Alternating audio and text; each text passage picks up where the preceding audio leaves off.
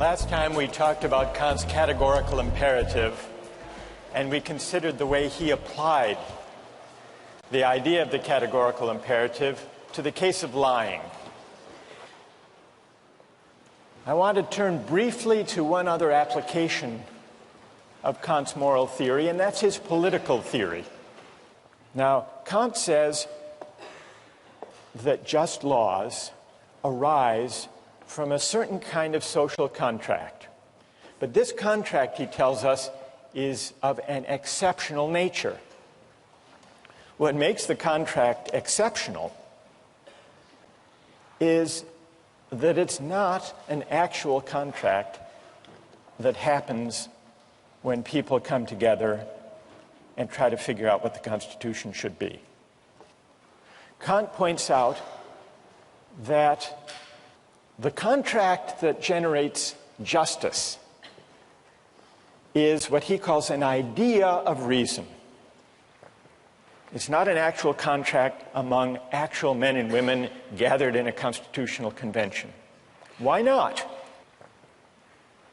I think Kant's reason is that actual men and women gathered in a real constitutional convention would have different interests, values, aims, and there would also be differences of bargaining power and differences of knowledge among them.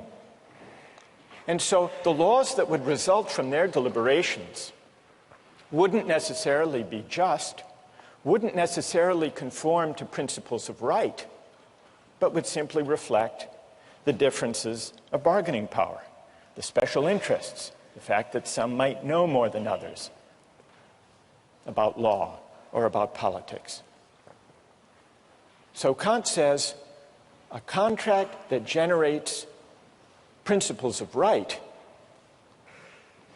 is merely an idea of reason, but it has undoubted practical reality because it can oblige every legislator to frame his laws in such a way that they could have been produced by the united will of the whole nation. So Kant is a contractarian, but he doesn't trace the origin or the rightness of law to any actual social contract. This gives rise to an obvious question. What is the moral force of a hypothetical contract, a contract that never happened? That's the question we take up today. But in order to investigate it, we need to turn to a modern philosopher, John Rawls, who worked out in his book, A Theory of Justice, in great detail, an account of a hypothetical agreement as the basis for justice. Rawls's theory of justice, in broad outline, is parallel to Kant's in two important respects. Like Kant, Rawls was a critic of utilitarianism. Each person possesses an inviolability founded on justice, Rawls writes, that even the welfare of society as a whole cannot override. The rights secured by justice are not subject to political bargaining or to the calculus of social interests. The second respect in which Rawls's theory follows Kant's is on the idea that principles of justice, properly understood, can be derived from a hypothetical social contract, not an actual one. And Rawls works this out in fascinating detail with the device of what he calls the veil of ignorance. The way to arrive at the rights, the basic rights that we must respect, the basic framework of rights and duties, is to imagine that we were gathered together trying to choose the principles to govern our collective lives without knowing certain important particular facts about ourselves. That's the idea of the veil of ignorance. Now, what would happen if we gathered together just as we are here and tried to come up with principles of justice to govern our collective life. There would be a cacophony of proposals, of suggestions, reflecting people's different interests. Some are strong, some are weak. Some are rich, some are poor. So Rawls says, imagine instead that we are gathered in an original position of equality. And what assures the equality is the veil of ignorance.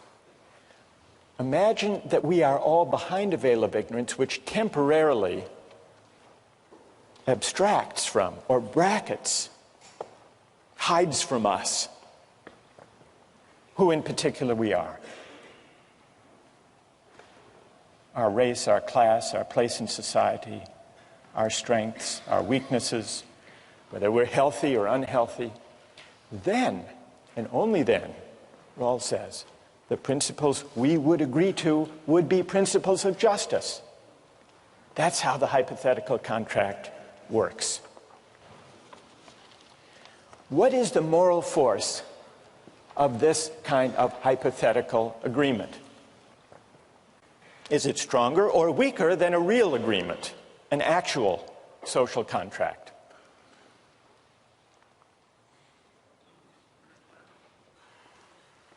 In order to answer that question, we have to look hard at the moral force of actual contracts. There are really two questions here. One of them is, how do actual contracts bind me or obligate me? Question number one.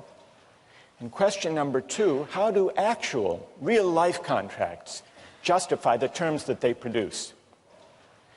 If you think about it, this is in line with Rawls and Kant, the answer to the second question, how do actual contracts justify the terms that they produce? The answer is they don't. At least not on their own.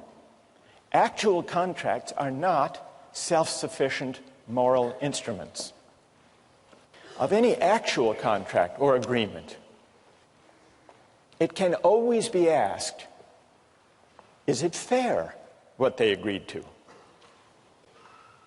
The fact of the agreement never guarantees the fairness of the agreement. And we know this by looking at our own constitutional convention. It produced a constitution that permitted slavery to persist. It was agreed to, it was an actual contract, but that doesn't establish that the laws agreed to, all of them, were just.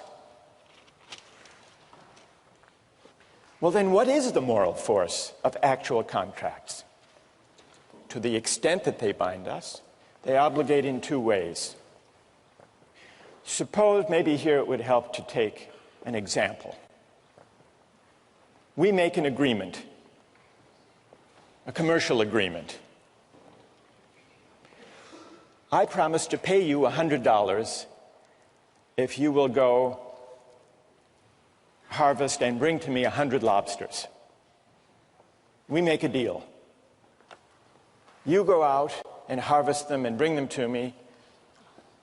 I eat the lobsters, serve them to my friends, and then I don't pay. And you say, but you're obligated. And I say, why?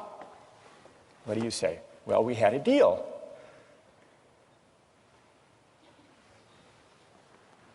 And you benefited. You ate all those lobsters. Well, that's a pretty strong argument. It's an argument that depends, though, on the fact that I benefited from your labor. So contracts sometimes bind us insofar as they are instruments of mutual benefit. I ate the lobsters, I owe you the $100 for having gathered them. But suppose, now take a second case, we make this deal, I'll pay you $100 for 100 lobsters, and 2 minutes later, before you've gone to any work, I call you back and say, I've changed my mind. Now, there's no benefit. There's no work on your part. So there's no element of reciprocal exchange. What about in that case? Do I still owe you? Merely in virtue of the fact that we had an agreement?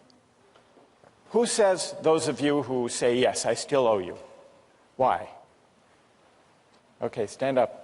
Why do I owe you? I call you back. After 2 minutes, you haven't done any work. I think I spent the time and effort in drafting this contract with you, and also have emotional expectation that I'll go through the work. So you took time to draft the contract, but we did it very quickly. We just chatted on the phone. That wouldn't be a formal form of contract, though. Well, I faxed it to you. It only took a minute. As long as any effort is involved, I would say that the contract is valid and it should take effect. But why? What morally can you point to that obligates me? I admit that I agreed, but you didn't go to any work. I didn't enjoy any benefit. Because one might mentally go through all the work of harvesting the lobsters. You mentally went through the work of harvesting the lobsters. That's nothing, is it? Oh, it's not much. Is it worth $100 that you were imagining yourself going and collecting lobsters? It may not worth $100, but it may worth something to some people. All right, I'll give you $1 for it, for that. But so you're still pointing, what's interesting, you're still pointing to the reciprocal dimension of contracts. You did or imagined that you did or looked forward to doing something on my behalf. For example, two people agree to be married, and one suddenly calls the other in 2 minutes say, I changed my mind. Does the contract have obligation on both sides? Nobody has paid any work, or nobody has benefited yet. Well, I'm tempted to say no. Fine.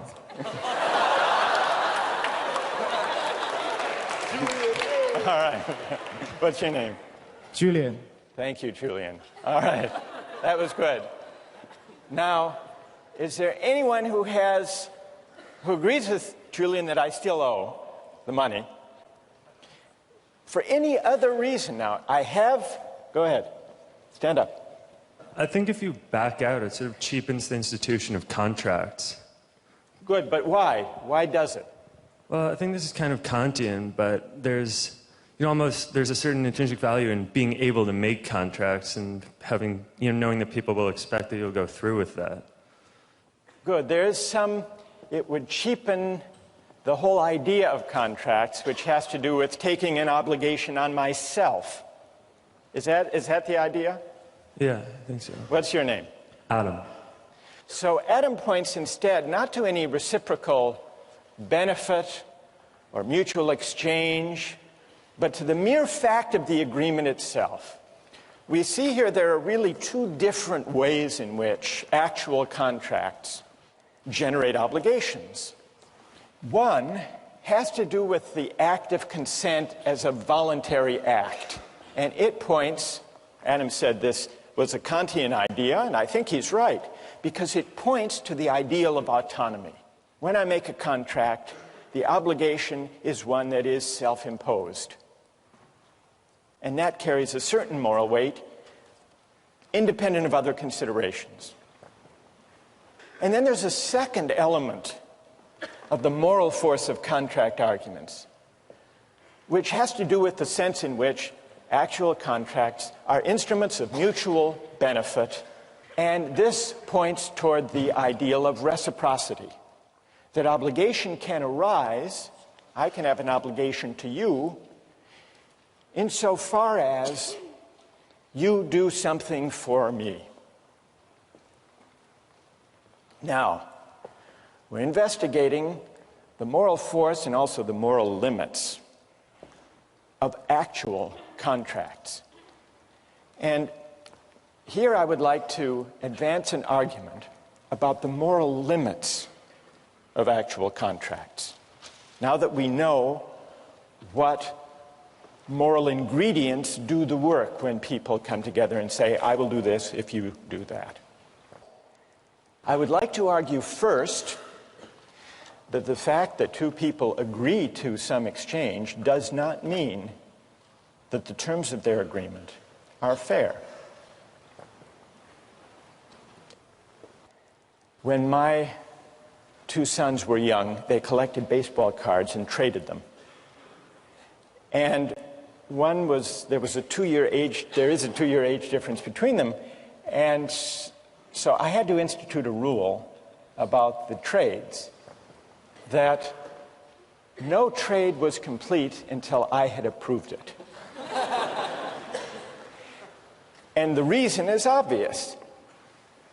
The older one knew more about the value of these cards, and so would take advantage of the younger one. So that's why I had to review it to make sure that the agreements were fair. Now you may say, well, this is paternalism. Of course it was. That's what paternalism is for, that kind of thing. So what does this show? What does the baseball card example show? The fact of an agreement is not sufficient to establish the fairness of the terms.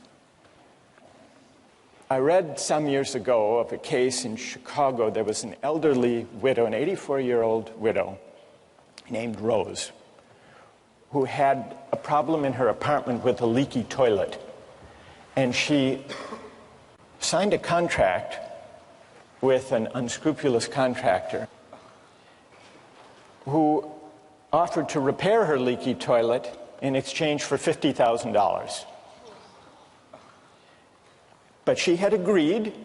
She was of sound mind, maybe terribly naive and unfamiliar with the price of plumbing. She had made this agreement.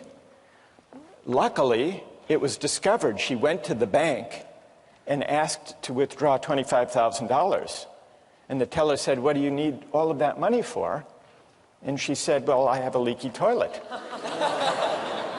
And the teller called authorities, and they discovered this unscrupulous contractor. Now, I suspect that even the most ardent contractarians in the room will agree that the fact of this woman's agreement is not a sufficient condition of the agreement being fair. Is there anyone who will dispute that?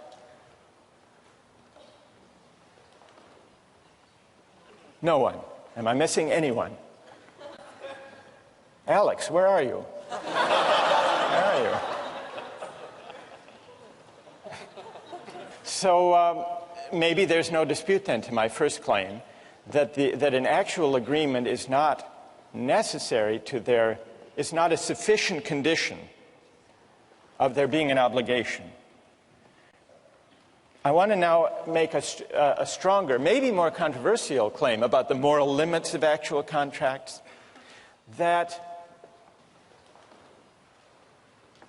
a contract or an act of consent is not only not sufficient, but it's not even a necessary condition of there being an obligation. And the idea here is that if there is reciprocity, if there is an exchange, then a receipt of benefits, there can be an obligation even without an act of consent. One great example of this involves the 18th century philosopher, the Scottish moral philosopher, David Hume. When he was young, Hume wrote a book arguing against Locke's idea of an original social contract. Hume heaped scorn on this contractarian idea. He said it was a philosophical fiction, one of the most mysterious and incomprehensible operations that can possibly be imagined, this idea of the social contract. Many years later, when he was 62 years old, Hume had an experience that put to the test his rejection of consent as the basis of obligation. Hume had a house in Edinburgh. He rented it to his friend, James Boswell, who in turn sublet it to a subtenant. The subtenant decided that the house needed some repairs and a paint job. He hired a contractor to do the work. The painter did the work and sent the bill to Hume.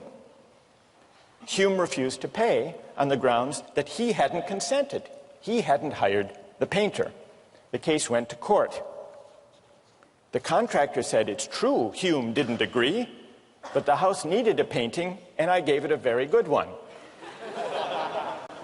Hume thought this was a bad argument. The only argument this painter makes is that the work was necessary to be done, but this is no good answer because by the same rule, this painter may go through every house in Edinburgh and do what he thinks proper to be done without the landlord's consent and give the same reason, that the work was necessary and that the house was the better for it. So Hume didn't like the theory that there could be obligation to repay a benefit without consent, but the defense failed and he had to pay. Let me give you one other example of the distinction between the consent-based aspect of obligations and the benefit-based aspect, and how they're sometimes run together. This is based on a personal experience. Some years ago, I was driving across the country with some friends, and we found ourselves in the middle of nowhere in Hammond, Indiana. We stopped at a rest stop and got out of the car, and when we came back, our car wouldn't start. None of us knew much about cars. We didn't really know what to do until we noticed that in the parking lot, driving up next to us, was a van, and on the side it said Sam's Mobile Repair Van. And out of the van came a man, presumably Sam, and he came up to us and he said, "Can I help you? Here's how I work. I work by the hour for $50 an hour. If I fix your car in 5 minutes, you owe me the $50. And if I work on your car for an hour and can't fix it, you'll still owe me the $50. So I said, "Well, what is the likelihood that you'll be able to fix the car?" And he didn't answer, but he did start poking around under the steering column. Short time passed. He emerged from under the steering column and said, "There's nothing wrong with the ignition system, but you still have 45 minutes left. Should I look under the hood?" I said, "Wait a minute. I haven't hired you. We haven't made any agreement." And then he became very angry, and he said, "Do you mean to say that if I had fixed your car while I was working under the steering column, that you wouldn't have paid me?" And I said, "That's a different question."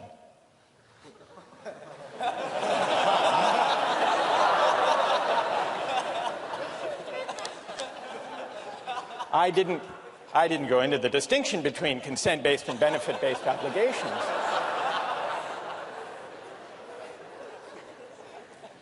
But I think he had the intuition that if he had fixed it while he was poking around, that I would have owed him the $50. I shared that intuition. I would have. But he inferred from that, this was the fallacy in the reasoning that I think lay behind his anger, he inferred from that fact that therefore, implicitly, we had an agreement.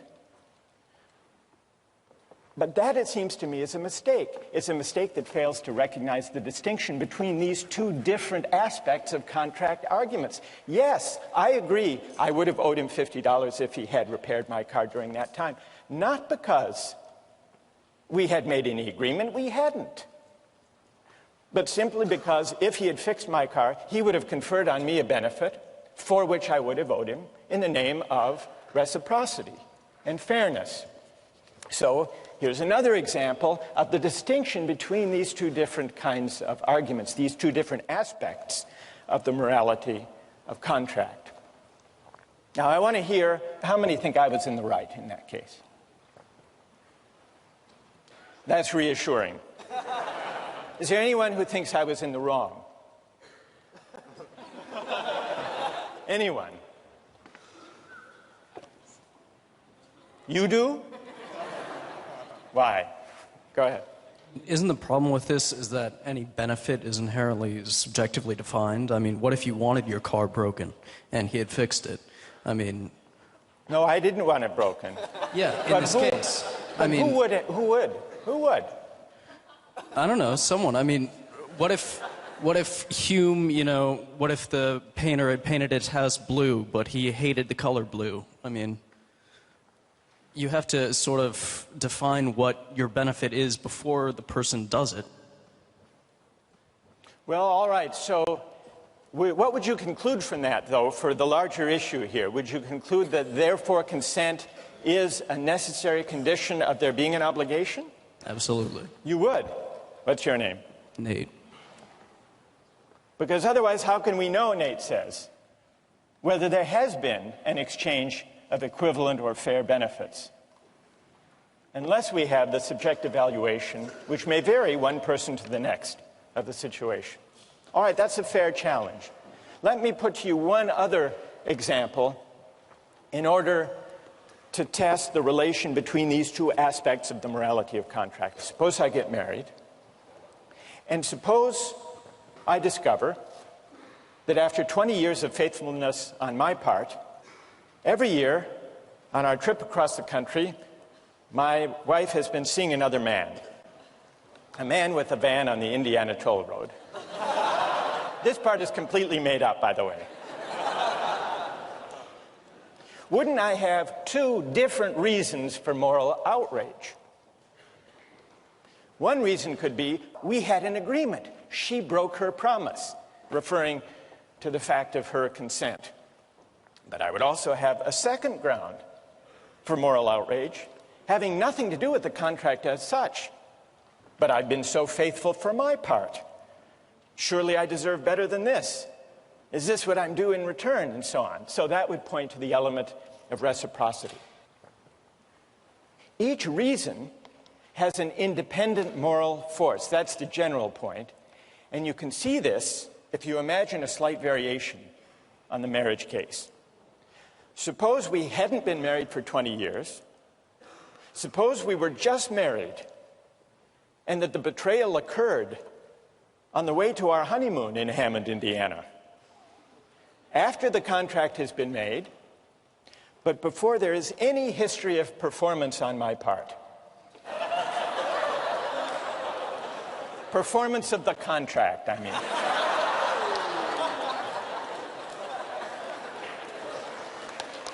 I would still, oh, come on. I would still, with Julian, I'd be able to say, but you promised.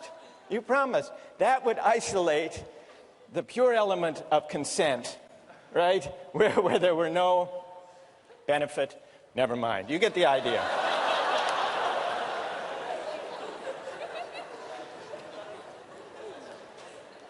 Here's the main idea. Actual contracts have their moral force in virtue of two distinguishable ideals, autonomy and reciprocity. But in real life, every actual contract may fall short, may fail to realize the ideals that give contracts their moral force in the first place. The ideal of autonomy may not be realized because there may be a difference in the bargaining power of the parties. The ideal of reciprocity may not be realized because there may be a difference of knowledge between the parties. And so they may misidentify what really counts as having equivalent value. Now, suppose you were to imagine a contract where the ideals of autonomy and of reciprocity were not subject to contingency, but were guaranteed to be realized. What kind of contract would that have to be? Imagine a contract among parties who were equal in power and knowledge rather than unequal, who were identically situated rather than differently situated. That is the idea behind Rawls's claim that the way to think about justice is from the standpoint of a hypothetical contract behind a veil of ignorance that creates a condition of equality by ruling out or enabling us to forget for the moment the differences in power and knowledge that could, even in principle, lead to unfair results. This is why, for Kant and for Rawls, a hypothetical contract among equals is the only way to think about principles of justice. What will those principles be? That's the question we'll turn to next time.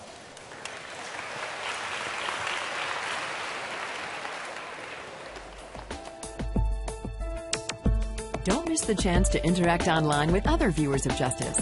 Join the conversation, take a pop quiz, watch lectures you've missed, and learn a lot more. Visit justiceharvard.org. It's the right thing to do.